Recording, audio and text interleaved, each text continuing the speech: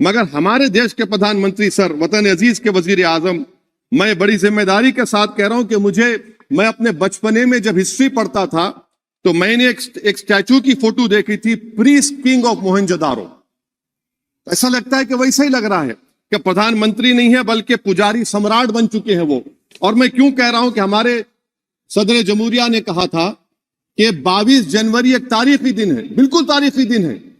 22 जनवरी की बुनियाद 6 दिसंबर 92 को रखी गई। 22 जनवरी की बुनियाद 86 में ताले खोलकर रखी गई। 22 जनवरी की बुनियाद जीबी पंत ने रखी थी, इसीलिए तारीखी दिन है। और तारीखी दिन इसलिए भी है कि सर इसी ऐवान में 16 दिसंबर 1992 को हमने रेजोल्यूशन पास किया था। आप बताइए कि आज इस मुल्क में चाहे कोई सेकुलर पार्टी का हो या जो भी हो, वाले सब सेकुलर है, बुरा मैं हूं, किसी में हिम्मत नहीं है कि 6 दिसंबर की बात की जाए। और वो तारीखी दिन इसलिए भी है सर, इंसाफ करने वालों में एक एनसीएलटी के चेयरमैन, एक गवर्नर और एक नामजद शुदा रुकने पार्लियामेंट बैठे हुए थे। अब आप बताइए मेरे पास बचा क्या है? बचा यह है कि आर्टिकल 32 बचा है जिसको बाबा साहब अम्बेडकर ने दिया। आज मुल्क के 17 करोड़ मुसलमान भारत के वजीर आजम पर एतमाद भरोसा नहीं करते, बिल्कुल नहीं करते, बता रहा हूं, खुल के कह रहा हूं। अगर आप आर्टिकल 32 का ड्यू प्रोसेस ही खत्म कर देंगे तो फिर मेरे पास क्या बचेगा सर? क्या बचेगा? मैं तो यहां खड़े होकर वो सुप्रीम कोर्ट के मायानाज बेबाक वकील दुष्यंत दवे की तरह तो नहीं कह सकता।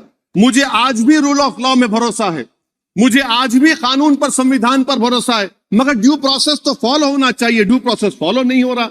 एक तारीखी दिन 22 जनवरी था, एक तारीखी दिन 31 जनवरी था। सर रात के अंधेरे में अपील किए बगैर आप आरे लेकर रास्ता खोल देते हैं। क्या पैगाम दे रहे हैं सर?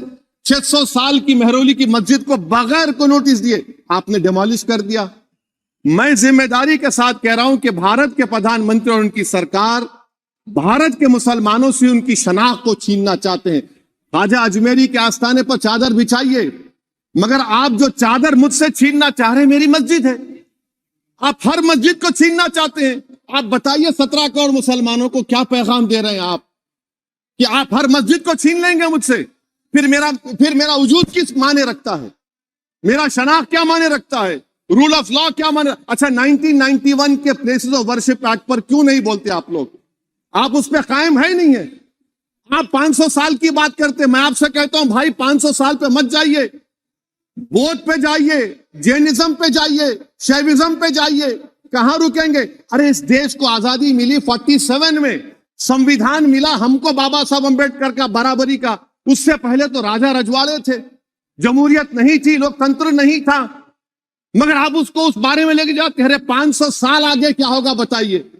आप किसी एक सिविलाइजेशन, सर अंग्रेजी में किसी ने कहा था, civilisation can not be rewritten by hatred, history can not be corrected by demolition. आप ये नहीं कर सकते। और मैं उम्मीद करता हूं कि जब मौर्ख तारीख लिखेगा, नरेंद्र मोदी इस मुल्क में तारीख लिखना चाहते हैं। क्या तारीख लिखना चाहते हैं? कि मैंने इस देश को, गांधी अंबेडकर के देश को मैंने हिंदू राष्ट्र बना दिया। मैं उम्मीद करता हूं कि हमारे भारत के हमारे हिंदू भाई देश के प्रधानमंत्री की सोच को नाकाम करेंगे। उन पर है, अब देखते हैं क्या होता है। सर नेबरहुड फर्स्ट की पॉलिसी है। नेबरहुड फर्स्ट क्या हो रहा है सर? हम सोशल मीडिया के जरिए फॉरेन पॉलिसी चला रहे हैं। मालदीव छोटा मुल्क, वो हमको आंख दिखा रहा है, चीन की गोद में बैठ गया। हमारे लद्दाख में हमारे जो लोग जानवर को लेकर घास चराए जाते, वहां पर चीन की आर्मी आके रोक रही। बताइए, बांग्लादेश चीन की गोद में बैठा हुआ है। आप गैलेंट्री अवार्ड दे रहे हैं, क्यों दे रहे हैं? कि चीन बैठा हुआ है। तो आपका बफर जोन गया कहां भाई साहब? आपका बफर जोन तो कहां गया नहीं मालूम, गायब हो गया बफर जोन। और दूसरी बात सर, आप ये भी देख लीजिए कि यहां पर मैं आपको इंपॉर्टेंट पॉइंट ये बताना चाह रहा हूं सर। ये हम बोलते हैं India middle east economic corridor, कितना पैसा है बताइए?